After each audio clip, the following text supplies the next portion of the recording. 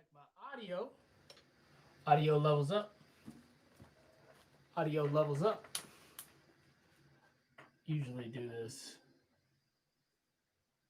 before we start the show. It's usually a better idea, right? It's usually a better idea to realize that you are set up before you set up.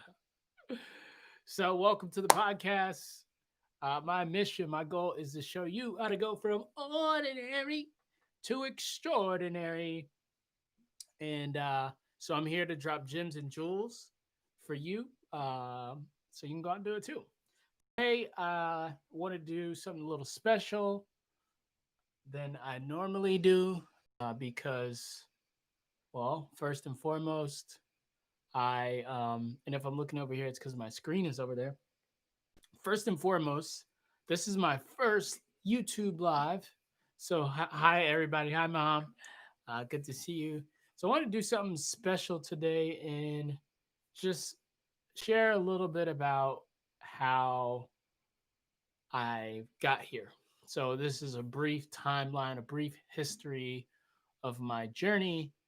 And yeah, I hope you get a little bit out of this experience. So, for the people who don't know me, my name is Vernon Foster, aka Famous Vernon, and I started this journey several years ago, many moons ago.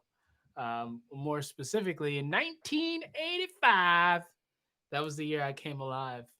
And now, as I sit here to share this message with you today, I'm a 35-year-old Brooklynite. That's where I reside currently. And my future, looking back, I could have never have guessed that I would be here, kind of connecting the dots. Looking back, it makes sense, but um, currently live in New York City, as I said, Brooklyn to be more exact. And to give you a little bit of the backstory of how this all started, when I was very young, I experienced the loss of my father. I was actually 2 years old. And from that moment on, our family was completely different, right? You had my mom raising five kids, single mom. Can't imagine how that would be for her. But, she sucked it up. She did what she could as a mom. And man, I can't tell you how hard I give it up to her every day. She's amazing. For the single moms out there, thank you for what you've done. But one of the things that really stuck out to me in my childhood to this day is that I was very heavily influenced by sports at an early age. I think I started playing football when I was around probably like 8 or 9 years old. I started playing flag football at the local community, small town feel.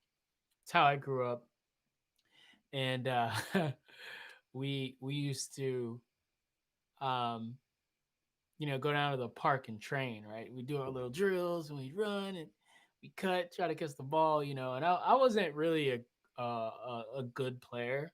I actually cried a lot when I was a kid. And I was very whiny.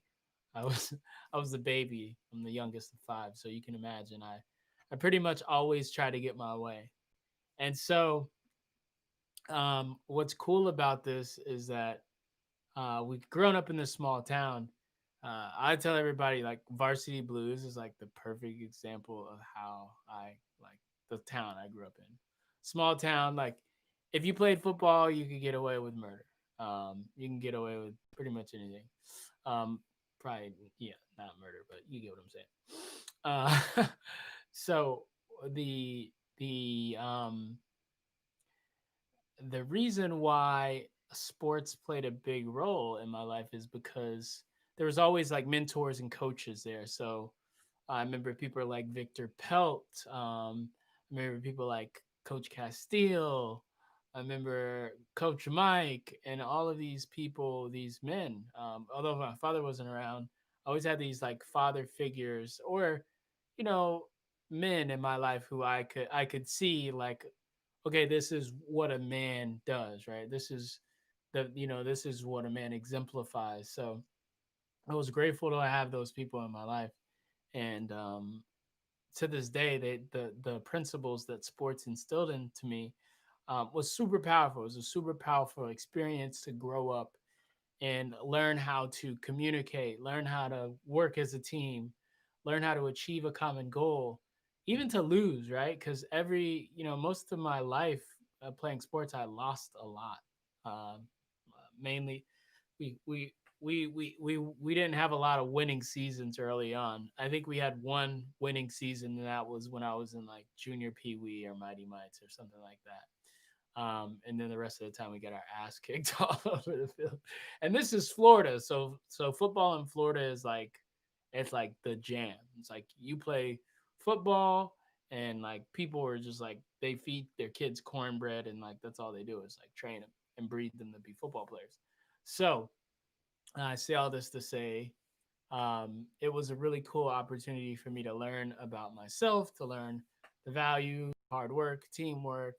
It also kept me uh, on track in school because I was never like a studious student.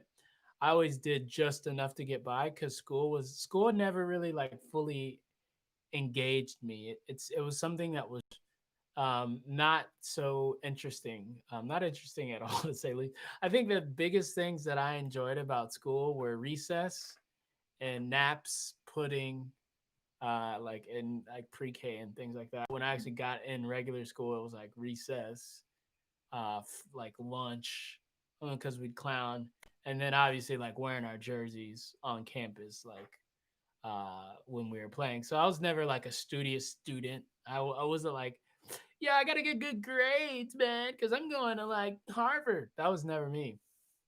I actually like didn't even like apply to colleges until like really later on. So playing sports that gave me a good foundation, and then later on when I graduated, one of the biggest voids in my life was that I didn't have sports.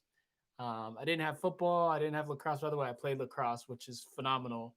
I have a really cool story about that I'll share at some point. Um, but lacrosse came to me through Coach Norton, who was another amazing coach that I had. And so one of the things that I uh, one of the things that I did was to just get into like music, right?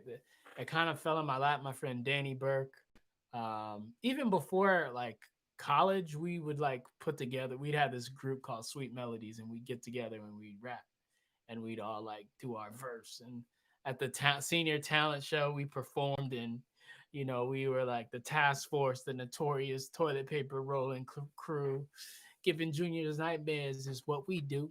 Snow in Florida, yeah, it can happen. Who's on your track? Well, guess who's rapping? I still remember like some of the that wasn't even my verse. I don't. I think I. That was the beat. So that's so funny that I still remember all this time. So, um, didn't have like this, wasn't at the skill level to play D1. Didn't want to go to like a smaller college to play sports. So I was like, I'm done with sports. Had this big void in my life, but I always knew that music was going to be like something that I did and pursued. I used to burn CDs and mixtapes for like all of the games, the pregame warm up track. I would play that in the locker room. I'd put that up, send it up to the press box. I was a guy. I was like the unofficial DJ for the team. So, get into college. My friend Danny is sorry. All right, my friend Danny is like producing beats, and he's been producing beats throughout high school. He's like doing it a little bit in college, and then I uh I say, you know what? I'm just gonna like try this. So I was like, yo, Danny, yo, DB, let me get that turntable, man. Put me on game. Let me spin some records. So I get his turntable, and then I start building up my like setup. So I get another turntable. I get a Vestax PMC mixer with the gold plate, the old like scratch mixers. and then I already had like records like growing up because my mom, I listened to funk and soul records like growing up. Al Green, Michael Jackson, Prince. I actually told my mom I wanted to be Prince when I was like, I had to be like There was a handful of DJs, and so I started like watching. I think that was around the time that YouTube was starting to. Was YouTube even out then? I don't even remember. That was like 2005. Maybe YouTube wasn't out, maybe it was, but I know I got a DVD. Um, and maybe it was something else. Maybe like UStream was out or something like that. And so I started like watching these DJs, and I got these like DVDs where it was like how to mix and like Qbert, like DJ, like you get the record and then you put one on this platter and you put one other on that platter and you just pick it, that's fresh. It's so fresh. And so I would come home every day from college when I was in at that time I was in community college. I would come home every day and I would just scratch records after like what was done doing my homework. I just spend hours and hours and hours and hours. Like I didn't have a lot of like friends back then. Like I had my friends that I moved to like Tampa with because it's like I was living in Tampa. But I was like, yo, I gotta like I don't have anything to do. This is like when I'm 19 and I just started like doing it. So for a whole year, I just practiced. I just practiced every day for about a year. And then what did I then after that, what I did was I took it to the next level. So I was like, I'm gonna start my own entertainment company. And I remember to this day, one of my friends at that time was like, yo, what makes you think you can do that? And I was like, because I can't. And I didn't know what the hell I was doing. I just ordered some cards on Vistaprint and I was like, I gotta think of a name. I gotta think of a name. Boogie Blind Entertainment. So Boogie Blind Entertainment was gonna be the name of my business. I got some cards printed up on some like paper stock and it had the name Boogie Blind, and they were purple, and it had my email and my phone number, and I would just like go like hand them out whenever I saw somebody. I was like, "Yo, you need a DJ? I got you." Boom, boom, boom. And I remember the first party that I DJ'd, the very, very, very, very first party was a quinceañera. Now, if you don't know what a quince is, it's like a sweet 16, but it's not for like when it's more of like when you're not 16, it's actually 15. um in the Spanish culture it's like a rite of passage, right? Almost like in the Jewish world you have a bar mitzvah. I would say maybe it's not as equivalent, but like you get it, right? Like the quinceañera is a huge deal in the Spanish culture.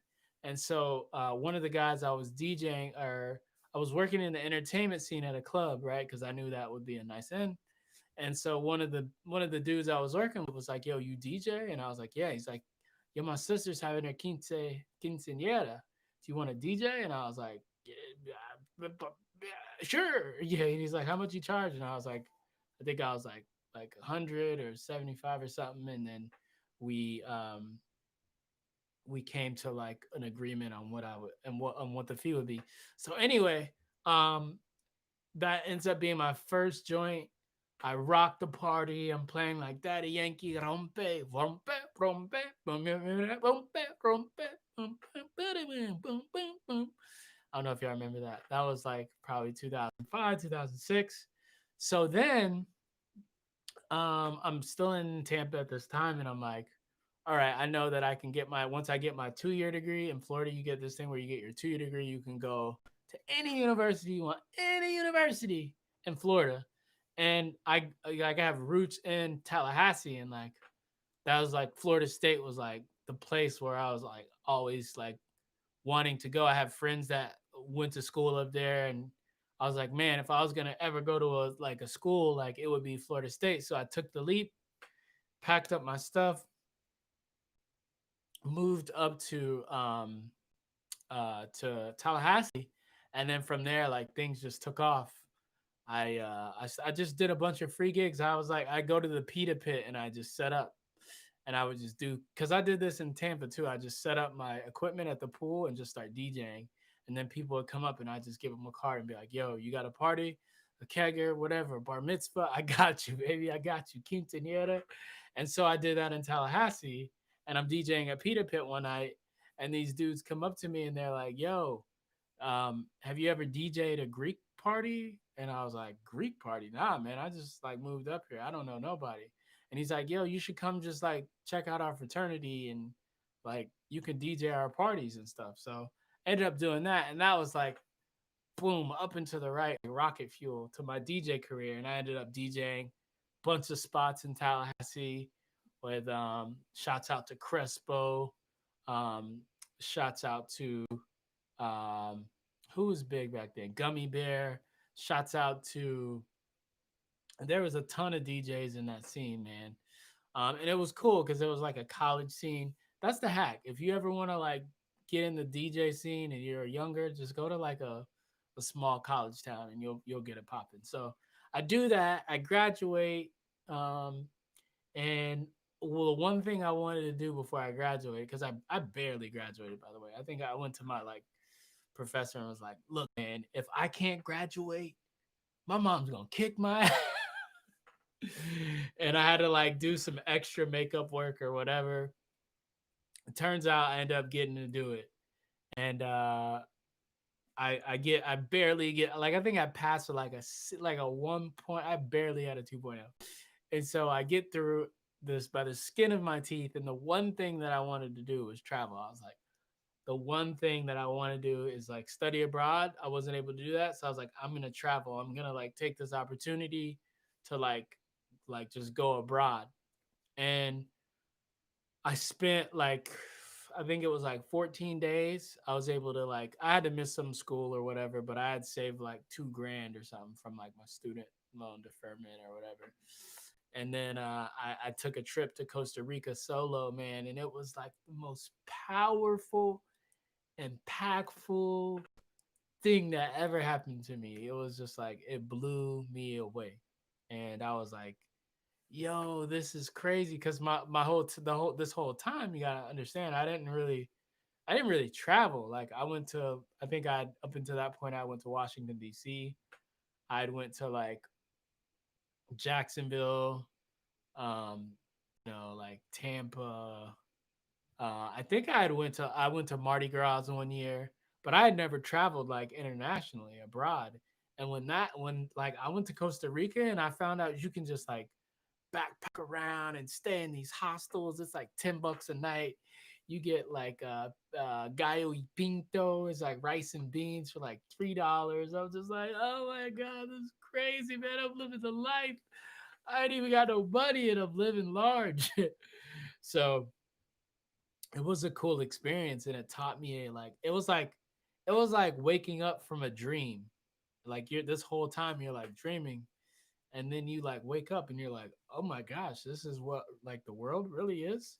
And so that like changed the trajectory of my life. I'm like getting a little teary eyed talking about it. I like changed the trajectory of like just how I viewed the world. I was like, I saw absolute poverty for the first time, right? Like I saw like poverty, like people living in like shanty homes, like dirt floors, like 2 pieces of wood and like a tin roof, like crazy. I was like, yo, I will never complain about my situation ever again.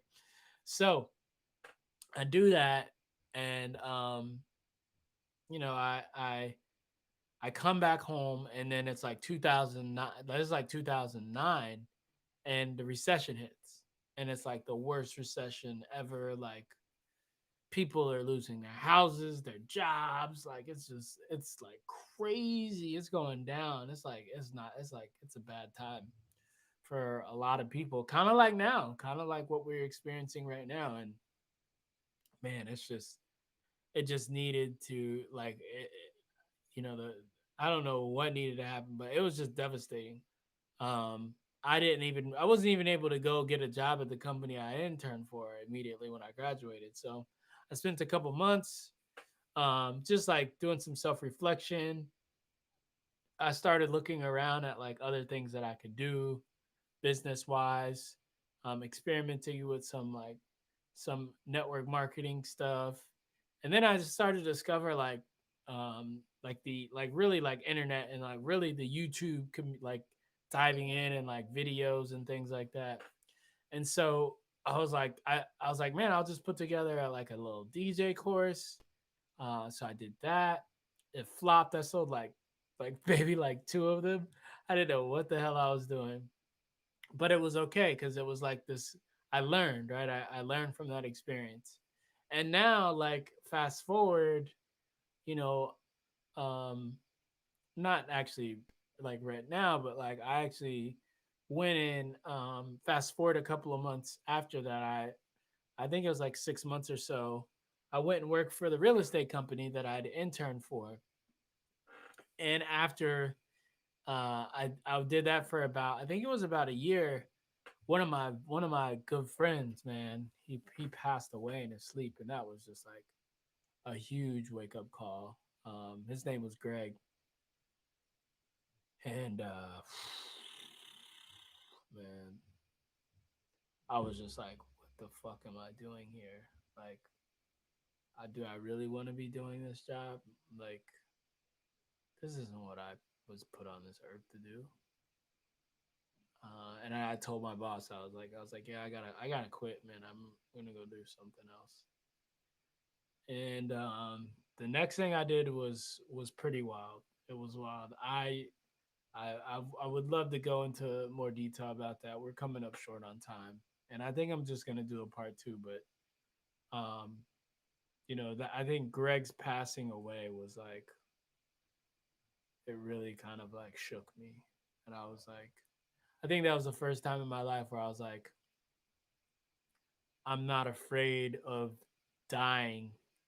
I'm more afraid of dying and being like dying and not having lived. I was more afraid of. And so that kind of sent me on this whole new trajectory that that I'll have to tell you about in the next episode.